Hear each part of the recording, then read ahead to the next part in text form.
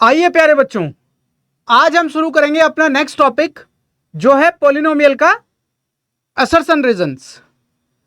इसमें से क्वेश्चन बन सकता है, आपकी अंडरस्टैंडिंग को बढ़ाएगा ये। आपने जो अब तक पढ़ा है उसका यूज करते हुए हम कुछ क्वेश्चन देखेंगे असर्शन रीजंस के, जिसके बेस पे आपको थोड़ा सा हेल्प मिलेगी कि आपको सोचना कैसे है। चलिए शुरू करते हैं, ज्यादा बात ना करते हुए शुरू करते हैं अपना पहला क्वेश्चन। आपको पता ही है असर्शन रीजंस का जो फॉर्मेट है वो क्या होता है। कुछ इस तरीके के ऑप्शन आपको मिलते हैं एग्जाम में। For each question choose the correct options.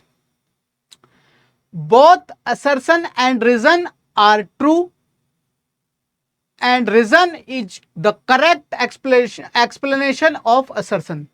वो बोल रहा है कि ए ऑप्शन लगेगा, ए ऑप्शन टिक होगा अगर तो दोनों के दोनों ट्रू होंगे, और जो रीजन है वो करेक्ट एक्सप्लेनेशन होगी असर्शन की। ठीक है। बी लगेगा both assertion and reasons are true but reason is not the correct explanation. ठीक है, दोनों ट्रू में ए और बी दोनों लगेगा, लेकिन क्या कह रहा है, लेकिन वो रीजन जो है ना नॉट करेक्ट होना चाहिए एक्सप्लेनेशन का। Assertion is true but reason is false. अगर असर्शन ठीक हो लेकिन रीजन फॉल्स हो तो सी लग जाएगा। Assertion is false but reason is true. चलिए पहला क्वेश्चन देखते हैं। The sum of zeros of x square minus 5x plus 6 is this. अच्छा, आपने पढ़ा है सम ऑफ जीरोज कैसे निकालते हैं। सम ऑफ जीरोज का फॉर्मूला क्या होता है। सम ऑफ जीरोज का फॉर्मूला क्या होता है, माइनस बी ओवर ए। माइनस बी कितना है, -5 अपॉन ए कितना है यहां पे 1, दैट इज ये हो जाएगा प्लस का 5। ओके, अब बोल रहे sum of zeros of a x square plus b x plus c is this. अच्छा देखो, ये तो ट्रू है।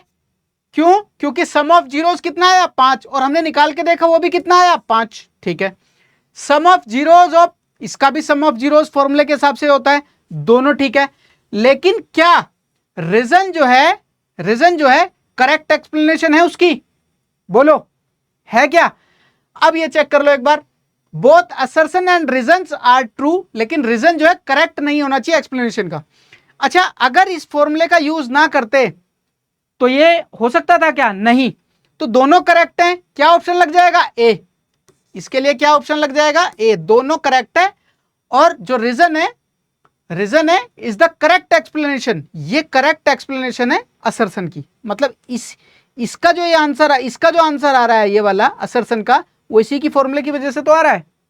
तो इसका ऑप्शन क्या लग जाएगा, ए। चलिए नेक्स्ट क्वेश्चन देखते हैं। The product of zeros of 2x square plus 3x plus 1। अच्छा, प्रोडक्ट ऑफ जीरोज कैसे निकालते हैं आपको पता है। प्रोडक्ट ऑफ जीरोज का फॉर्मूला क्या होता है, माइनस सी अपॉन ए होता है। इस केस में सी कितना है यहां पर 1 अपॉन ए कितना है 2। ठीक है, और the product of zeros is, product of zero क्या होता है, वो भी सी अपॉन ए होता है। अच्छा, वो बोल रहा है कि प्रोडक्ट ऑफ जीरोज होना चाहिए जो इस क्वाड्रेटिक पॉलिनोमियल से, वो 1/2 होना चाहिए, और हमने निकाल के देखा तो 1/2 ही आ रहा है। अच्छा, प्रोडक्ट ऑफ जीरोज क्या है यहां पे, वो है सी ओवर ए। और अगर सी ओवर ए दोनों करेक्ट हैं और ये इसकी करेक्ट एक्सप्लेनेशन है, तो क्या लग जाएगा यहां पे भी, ए ऑप्शन लग जाएगा। समझ गए। चलिए नेक्स्ट क्वेश्चन देखते हैं जरा सा अपना। Polynomial, the polynomial x square minus 25x plus 5 has equal root. इसके इक्वल रूट होंगे, डिस्क्रिमिनेंट इज 0। चलिए चेक कर लेते हैं। इसके इक्वल रूट कब होते हैं, अगर इक्वल रूट होते हैं जब डी जो है 0 के बराबर हो। जब डी क्या हो, 0 के बराबर हो। चेक कर लेते हैं डी कितना आ रहा है हमारा।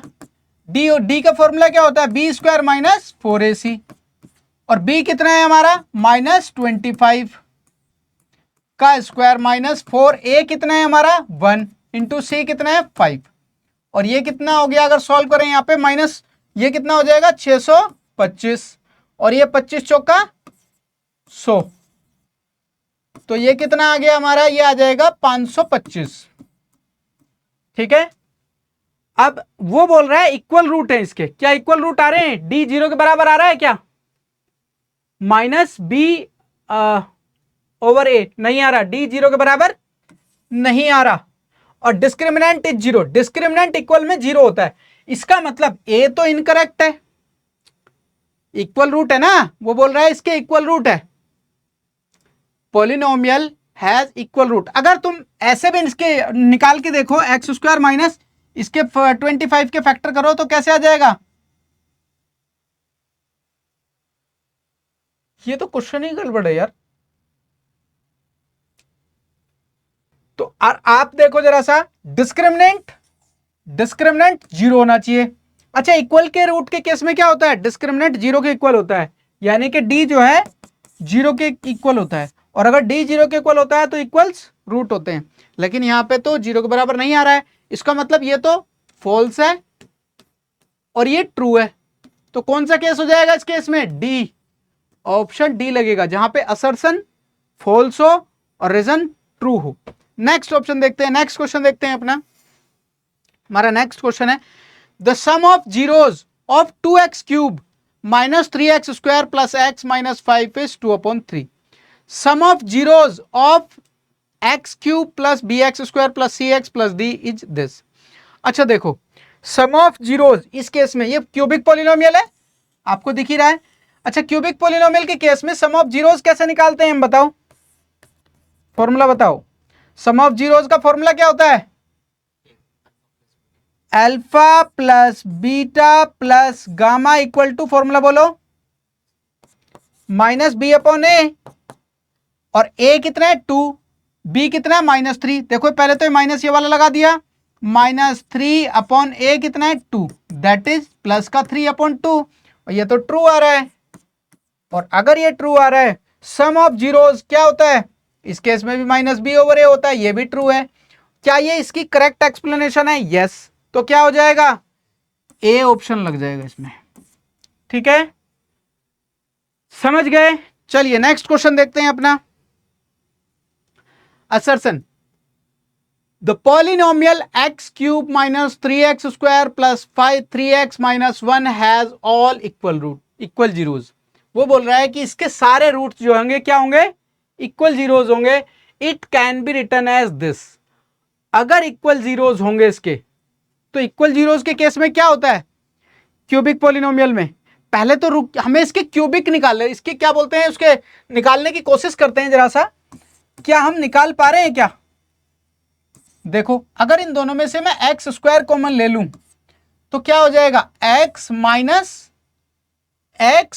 3 हो जाएगा, और अगर यहां से प्लस का 1 कॉमन ले लें तो क्या हो जाएगा? 3x माइनस 1 हो जाएगा। और हम एक्स स्क्वायर प्लस 3 को एक साथ लिख दें? नहीं, ये तो नहीं आ रहा है, एक्स स्क्वायर ही तो कॉमन लिया है। अगर आगे पीछे कर दें तो, अब इससे तो नहीं निकाल पा रहे हैं हम फैक्टर के फॉर्म से, तो क्या कोई और दूसरा तरीका दिख रहा है आपको? हाँ, देखो दूसरा तरीका दिखाई दे रहा है। इस वाले से हिंट चेक करो जरा सा, इससे देखो, अगर तो x माइनस 1 इसका फैक्टर है, जीरोज है, यानी कि 1 जीरोज है, x माइनस 1, तो क्या हो जाएगा? x इज इक्वल टू 1 आ जाएगा। x इज इक्वल टू 1 यहां पे रखें तो क्या जीरोज आ रहा है क्या? 1 का क्यूब माइनस 3, 1 का स्क्वायर प्लस, ओह चलो कोई बात नहीं, प्लस 3 इंटू 1 माइनस 1, कितना आया ये? 1 minus 3 plus 3 minus 1, cancel out हो गया, ये जीरोज आ रहा है। इसका मतलब ये इसके जीरोज हैं। और अगर तो आप फैक्टर भी निकालो इसके, तो यहां कितना है? 1, और यहां कितना है? 1, कॉमन तो लेने की जरूरत नहीं है। 1 के फैक्टर यानी कि प्लस माइनस 1 आएगा, तो प्लस का 1 ही इसके फैक्टर आएगा, यानी कि तीनों के तीनों रूट्स इसके 1 ही आएंगे। समझ गए? और उनको हम ऐसे करके लिख सकते हैं। इसका मतलब पहला जीरोज क्या है? वो भी 1 है, दूसरा भी 1 है, और तीसरा भी 1 है। तो क्या हो जाएगा इसका भी? ऑप्शन क्या लग जाएगा? ए। ठीक है, नेक्स्ट क्वेश्चन देखो, the sum of product of zeros taken 2 at the time of this. वो बोल रहा है कि जो एक साथ हम जीरोस लेते हैं वो क्या होना चाहिए, वो क्या होना चाहिए? अच्छा बताओ, आपको पता है ना इसका क्या फॉर्मूला होता है? अल्फा बीटा एक साथ सम प्रोडक्ट करते हुए बीटा गामा और अल्फा गामा का फॉर्मूला बोलो, जल्दी बोलो। नहीं, गलत है, गलत गलत है। चलो, क्या होता है? सी ओवर ए। भूल मत जाया करो, याद रखा करो, समझ गए? क्या होता है? सी ओवर ए। और सी कितना है यहाँ पे? ए कितना है? 1। बी कितना है? -2। सी कितना है? -1। डी कितना है? 2। तो सी कितना है हमारा? सी है -1 अपॉन ए कितना है? 1। और वो कितना आ रहा है? इसको सॉल्व करेंगे तो -1 आया, यानी कि ये तो ट्रू है। अब देखो, sum of product of zeros at the two time, मतलब लेने के बाद क्या फॉर्मूला बनता है हमारा? वो भी सी ओपन में बनता है, यानी कि ये भी करेक्ट है, ये भी करेक्ट है, ये भी ट्रू और ये भी ट्रू, यानी कि फर्स्ट लग जाएगा हमारा और ये इसकी करेक्ट एक्सप्लेनेशन है।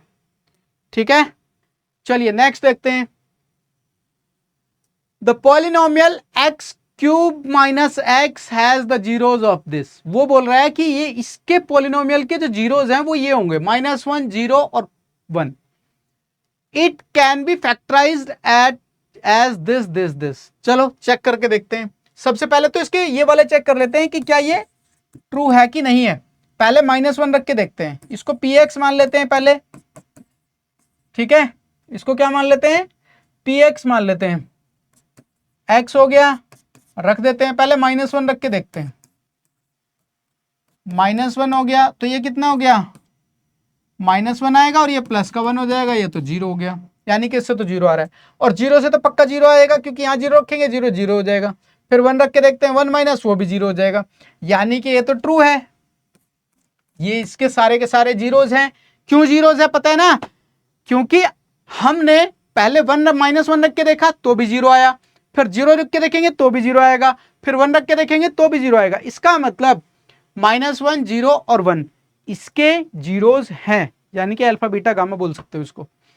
इट कैन बी फैक्टराइज्ड, इसको ऐसे करके फैक्टर कर सकते हैं। चलो फैक्टर भी करके देख लेते हैं। x³ माइनस एक्स, इसको फैक्टर करो। अच्छा कॉमन ले सकते हैं क्या? हाँ, क्या बचा? x² -1 बचा, ये आ गया फैक्टर। और इसमें एक बार प्लस एक बार माइनस का फिर से फॉर्मूला लगा दो, और ये तो इसका फैक्टर है, इसका मतलब ये भी ट्रू है। तो कौन सा ऑप्शन लग जाएगा?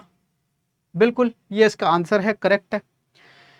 चलिए नेक्स्ट क्वेश्चन देखते हैं। If the product of zeros is negative, product of zeros is negative, then all zeros can not be positive. ठीक है, समझो। उसको एक सेकंड,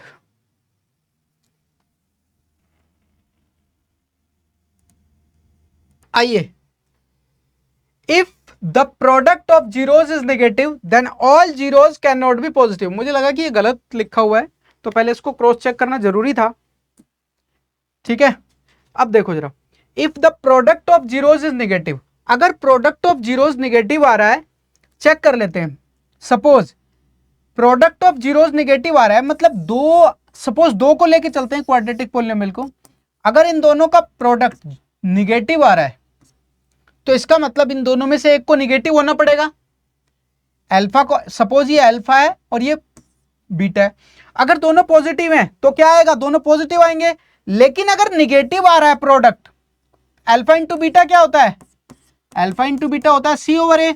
लेकिन अगर ये निगेटिव आ रहा है, निगेटिव तभी तो आ सकता है दो संख्याओं का निगेटिव, सपोज ये चीज है, तभी तो इनका निगेटिव आएगा प्रोडक्ट। क्या निगेटिव, अगर ये दोनों निगेटिव हैं तो क्या ये निगेटिव आ सकता है? तो ये पॉजिटिव आएगा। इसका मतलब एक को तो निगेटिव होना ही पड़ेगा, चाहे अल्फा हो जाए चाहे बीटा हो जाए। अगर प्रोडक्ट जीरोस निगेटिव है then the product all zeros can not be positive. सारे के सारे जो जीरोस हैं वो पॉजिटिव नहीं हो सकते, जाहिर सी बात है। अगर प्रोडक्ट निगेटिव आ रहा है तो सारे के सारे जितने भी जीरोस हैं वो पॉजिटिव नहीं हो सकते, एक ना एक को निगेटिव होना ही पड़ेगा। ठीक है, तो यानी कि ये तो ट्रू है। अगला चेक करते हैं, प्रोडक्ट ऑफ जीरोज। जो प्रोडक्ट ऑफ जीरोज होता है मल्टीप्लिकेशन ऑफ ऑल रूट्स होता है। जाहिर सी बात है मल्टीप्लिकेशन और प्रोडक्ट ये तो सेम ही बात है, तो ये भी ट्रू है, यानी कि ए ऑप्शन लग जाएगा, ये इसकी करेक्ट एक्सप्लेनेशन है। ठीक है,